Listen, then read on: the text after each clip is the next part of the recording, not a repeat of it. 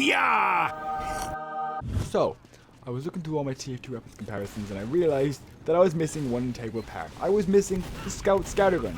Considering how integral the Scout is to TF2, in both competitive and pubs, how important the Scattergun is to him, I think it's very, very important to cover each Scattergun individually and talk about them at length. Well, we'll see about how to length. Anyway, as per usual, I will be covering the 5 Scatterguns available, and I will not be covering the stock, because what is there to cover about the stock? It has 6 rounds, it has the usual spread, the usual damage, and it does the usual job. If you want this, you get the Scattergun if you want what in my opinion is the best weapon. The Scattergun is ridiculous. It's so good. Like, this is why I love TF2, because the stock weapons work almost as good as every other weapon there is available. And if you can't afford or can't wait long enough to get the new weapons, you don't have to, because these weapons are the best. Anyway, without further ado, onto the video. First off is the Babyface's Blaster, named after the aforementioned Babyface Nelson. This weapon is quite interesting. It only has 4 ammo in the clip, but its ability makes up for that. Basically, you move 10% slower than you usually would, but when you cause damage, usually a bit more than like 130, 140 I think, you can instantly level up to what I consider to be the fastest character in the game by a long shot. You are insanely fast. This weapon used to be bad because firstly, you were very, very slow to start with, so it was hard to get to mid every time you died. And secondly, you couldn't jump at all. Now you can single jump. You can no longer double jump, but you can single jump. You can jump once into the air. And honestly, that's enough for anybody. You can jump once and you don't need to double jump. Considering the incredible amount of evasion you have with this weapon, you don't need to double jump anymore. And I really, really like that. This weapon, as I just said, is a huge evasion weapon. The way it works is nothing can hit you. Nothing in their right mind can hit you unless they have incredible reflex speeds, which I've seen before. But in a pub, nothing can hit you in any way, shape, or form. You're so fast. Like, stickies and sentries are the only things that consistently stop you. And stickies you can be careful, sentries, other classes should handle that anyway. The main issue with this weapon, which is the main reason I don't use it all the time, is because it is impossible to aim with this weapon. It is so hard to consistently shoot a person with this weapon because you can't logically shoot that fast. Just how they can't shoot logically that fast at you. Really, the only way of getting good at it is by repeatedly playing with only this gun. But the issue with that is when you get back to your old weapon, i.e. the other Scattergun, which is in my opinion the better weapon anyway, you find that you're moving too slow and your reflexes are actually too fast, so that your Scattergun shots no longer hit. It's a bit like rocket jumping with a direct hit. If you learn how to do it, it's a lot harder to do it with a normal rocket launcher because the gun's a lot slower. Just like in this, you are a lot slower. For that reason, it is insanely difficult to shoot things after you learn to shoot things with this gun. So for that reason, I wouldn't recommend consistently learning how to use it, but it is, in my opinion, the best evasion weapon in the game. You are insanely fast after using it, and really, if you find it hard to evade other weapons, this weapon is for you. Next on the list is the oldest Scattergun I'm going to talk about, is the Force of Nature. Now the Force of Nature is probably one of my favorites because it's kind of interesting even though it's so simple. The way it works is it's just a double barrel shotgun. It is a plus 50% firing speed, 20 bullets per shot, i.e. a massive spread. But the main thing is that you've knockback as you shoot people. The way that works is it works in 2 ways, but I'll get onto that in a minute.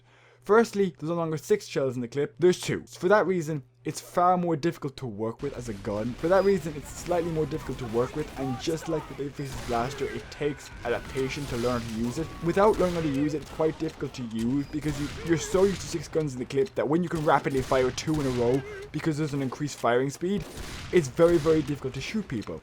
However, when you get used to it, it's actually very, very useful. The main ability, however, the one I like the most, and the one I use the most, is the knockback ability, which is the reason I use it so often.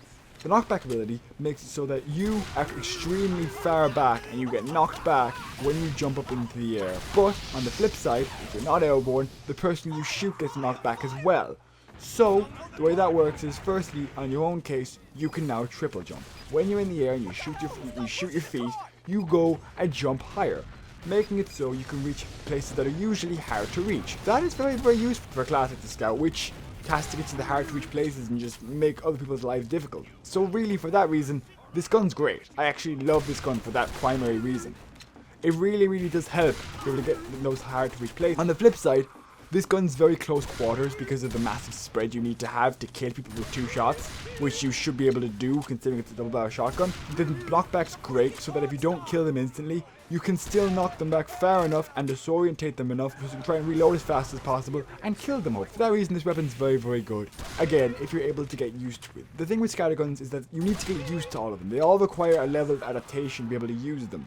They're all very different in their own ways, and I'll get into other ones as to how they're different later on. But so far, this weapon just requires to be able to understand that it's a double barrel shotgun and you have your limits and you have to make your picks rather than take on everybody, which you might do with a scattergun. The next one on the list is almost entirely as a pocket weapon. It's the Shortstop. The Shortstop used to be different, but at the moment, the way it is that basically you are a pocket. So you've plus 20% healing rate for everything. So that includes medigun raise. For that reason, this makes it so that the scout can be pocketed to a point. If someone has a quick fix on you, and you run around with them, you are a great pocket. Because firstly, the medic can move around faster and it's less likely to die. And secondly, you're not going to die at all because you heal up so fast. You heal up as fast as you take damage. So you will only die if you do something really, really stupid. And that's pretty rare. So, for that reason, I kind of love this weapon. It's actually really, really versatile as a pocket weapon. If it's used with a medigun or a sandwich or really anything, it's great. I love it. Even used with the Mad Milk, it has a certain versatility as you shoot people, because it works better than any other weapon. But, to be honest, when not used as a pocket weapon, it's kind of useless. So this is actually a terrible example because I had no pocket on me. I probably should have gotten a pocket, but I'll get over it, honestly. And for now, I'll just accept the fact that it's great for pockets, but it's not really great for anything. The next one on the list is probably the easiest to abuse by far. The way it works is that it's a minus 34 clip size, so the way it works is you have 4 in the clip. It's minus 20% accurate, but it has an ability where if you're up in their back, you can shoot them and cause mini crits.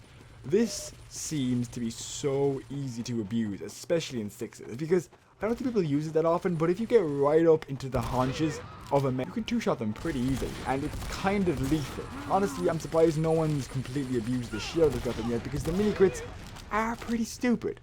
And honestly, in a pub scene, this weapon is great too, because people don't turn around that often, just like how they don't look up. They don't turn around that often. So, if you go around the same loop over and over and over again, you will get loads and loads of kills, because people don't check the same loop over and over again because they don't communicate, because it's a pub. For that reason, it's great and really, really easy to abuse. However, if you don't abuse the shit of the mini crits ability, it's not that great. Really, I only recommend it if you want to abuse the shit out of being able to shoot people in the back and cause extra damage.